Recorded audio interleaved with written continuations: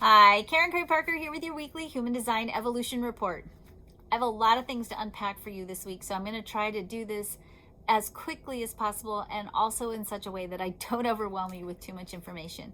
Before I can talk about this week, I have to really just unpack a little bit of what happened last week because it sets the stage for where we're potentially headed this week. Last week, as we talked about, there was a lot of tension. With the tension that the celestial weather was bringing us last week, we were provoked and challenged. And the provocation and the challenge that we experienced last week on many levels, whether it was personal, whether it was collective, that provocation and challenge served two vital functions. The first function was it caused us and is causing us still to have to really explore what's the vision of what we're building towards and what's in that vision is really worth fighting for.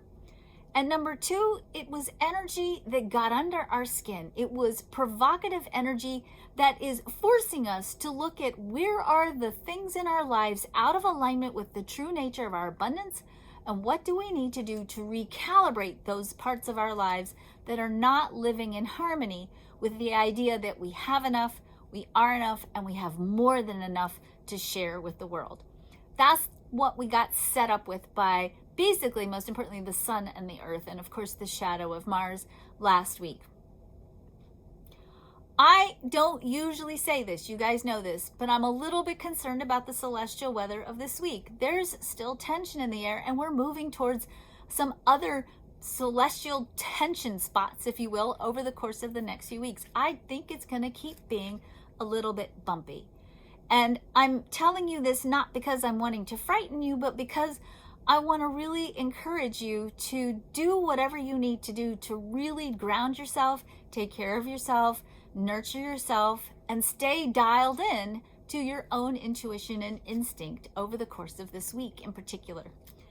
The bumpy weather, if you will, starts on Thursday after the new moon when on January 13, the sun is conjunct Pluto in the gate 61. So the Pluto is an energy that can be wildly transformative. My original astrology teacher used to tell me Pluto is like a grandmother. And when Pluto comes along in their grandmotherly role, they shake things up and really point out those places where you're not aligned with your potential. They bring the lightness into the darkness and really cause you to have to grapple in the gate 61 expression. The gate 61 in quantum human design is called the gate of wonder. Really grapple with what is truth. Now, that's not a new question for us. That's a question we have been grappling with all last year. The big theme of 2020 is the question, what is truth? And we've played this theme out in every area of our lives, including in the media, including on social media, in our relationships, in our leadership, in the way in which we connect with each other. We have been exploring what is true and what is truth. And that truth I'm talking about is truth with a capital T. Now, if we look at this cycle as a catalyst for the next 7 years of growth in the human story, what we see is that this year, this cycle that we've been in, has been a flashpoint, if you will, for the potential for huge growth, pushing us towards 2027, where the ultimate truth that we will begin to construct the world around is this. Every living being on this planet is inherently valuable because it exists. That each and every one of us is a irreplaceable, vital, and unique part of the cosmic plan, and that we all learn to live and create from the perspective of each and every one of us is a valuable, precious, once-in-a-lifetime cosmic event. We are learning to build a world that reflects that truth. But to do that, to get there, we have to clear the karma of what has come before.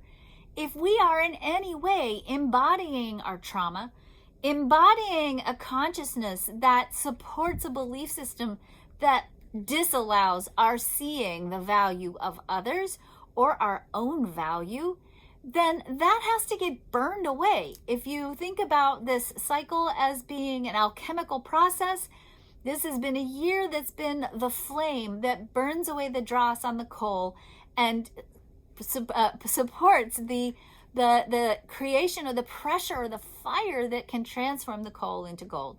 We are getting ready to seed the quantum field, if you will, with something bigger, something better, something more sustainable, something more peaceful, something more worthy of us as divine siblings, as human beings. But we can't do it till we get rid of all this old stuff, which means we've got to pick up all the crud off the ground, and we have to pick up all the truths. And instead of denying them, instead of turning away from them, instead of pretending like they didn't happen, we have to get eyeball to eyeball with ourselves collectively and personally in front of the mirror and go, yeah, that happened. That's true. And so what do we need to do to heal it, to create justice, to do restitution if we need to, in order to make the karmic foundation from which we build clean, aligned with the truth that every living being is valuable. That's what we've been learning. And that's the energy on Thursday that Pluto kind of brings around in conjunction with the sun. It's a reminder, if you will, after the tension of last week. It's a reminder of this inherent truth.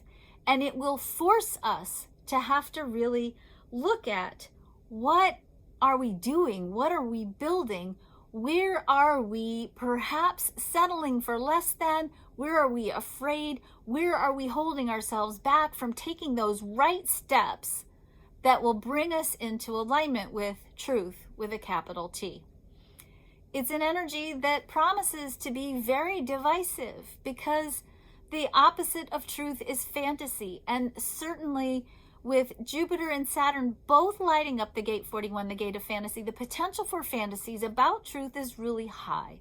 And that makes trying to figure out and analyze what's going on a little bit challenging, which is why I say to you all, please, please, please stay connected to your own inner truth and do whatever you need to do to sustain yourself and your own connection to your inner truth. And maybe don't play in the external manipulation of facts that is happening on our planet right now. The truth is, we are inherently loving beings. The truth is, we are inherently precious. The truth is, we do better when we're diverse. The truth is, we need to continue to build this world that is a reflection of the truth of who we are. And as we move into the final thrust of this catalytic cycle that we're in, there's going to be potentially a dying gasp, if you will, a big uprising that's going to try to hold on and prevent the changes necessary. Because that's how evolution happens in the human story. It isn't always just 2 steps forward, 2 steps forward, 2 steps forward, woo! It's more like 2 steps forward, 1 step back. That's still 1 step forward. I said that last week and I still mean it. 2 more steps forward, 3 steps back, 2 steps forward, a little bit step back. There's always a little bit of push and pull in evolution, and that's okay.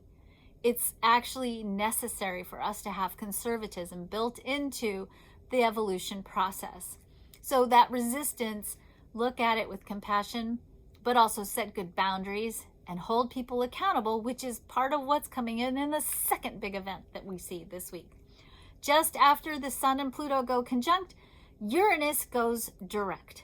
Now, Uranus has been in a retrograde station since August of 2020. And, anytime a planet goes into a retrograde station, it can kind of feel like the energy of that planet is a little bit dormant.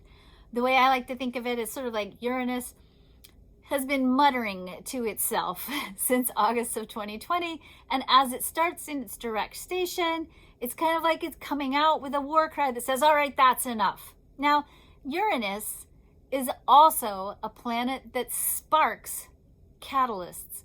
It's a catalyzing energy that oftentimes creates change by pulling the rug out from under your feet. It's the planet that brings unexpected twists and changes in the plot outline.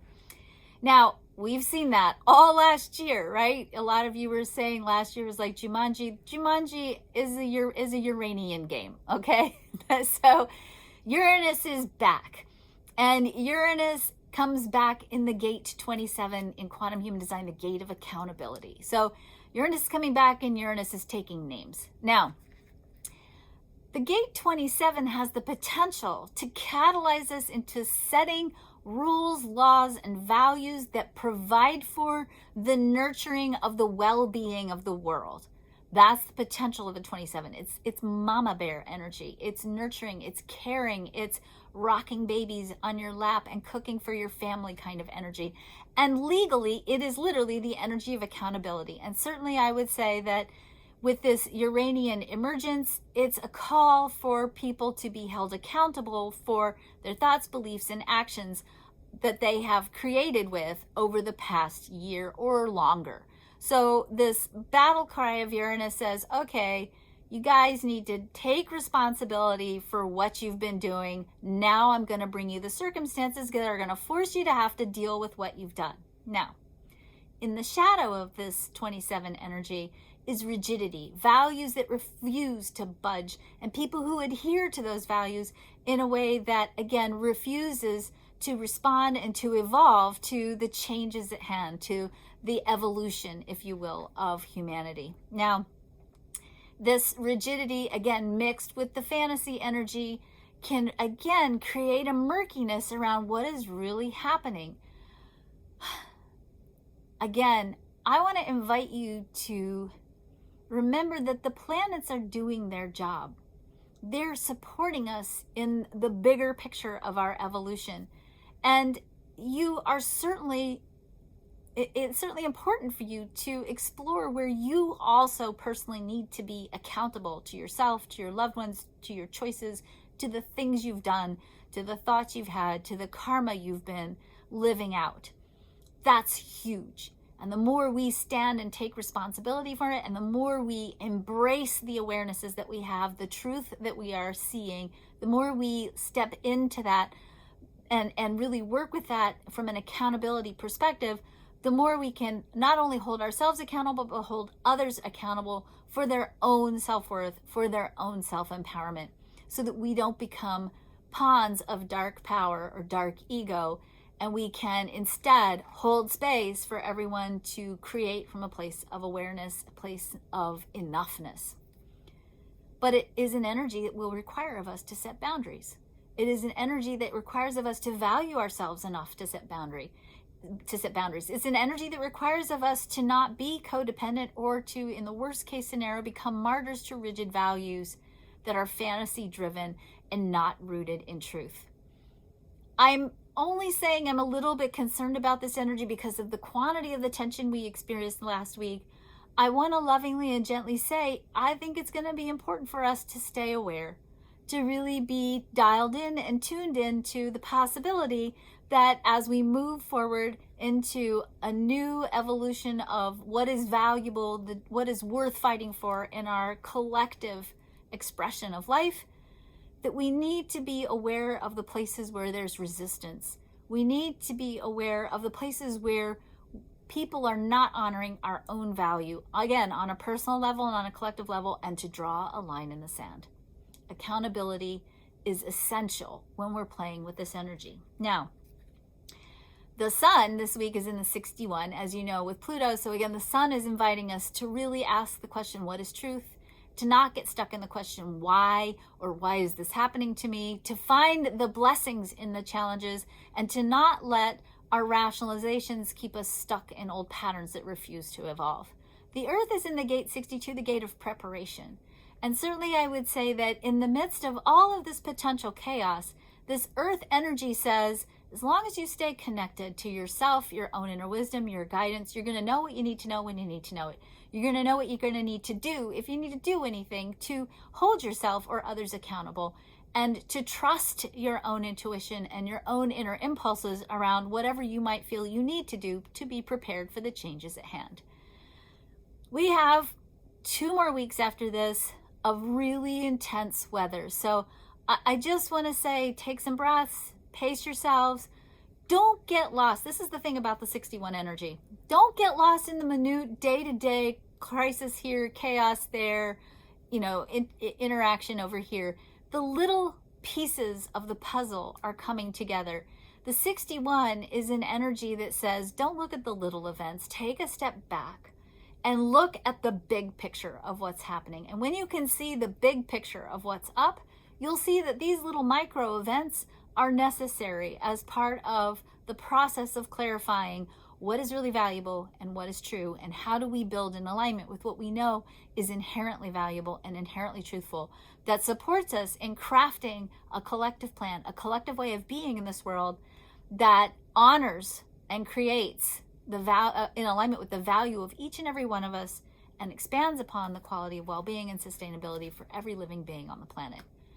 That's where we're headed. Even if people are resisting it, it's true. So listen to yourself, trust your intuition, take good care of yourselves, try to stay away from anything that might be manipulating your perception of truth, trust your own awareness of truth, take good care of yourselves, and I'll talk to you next week.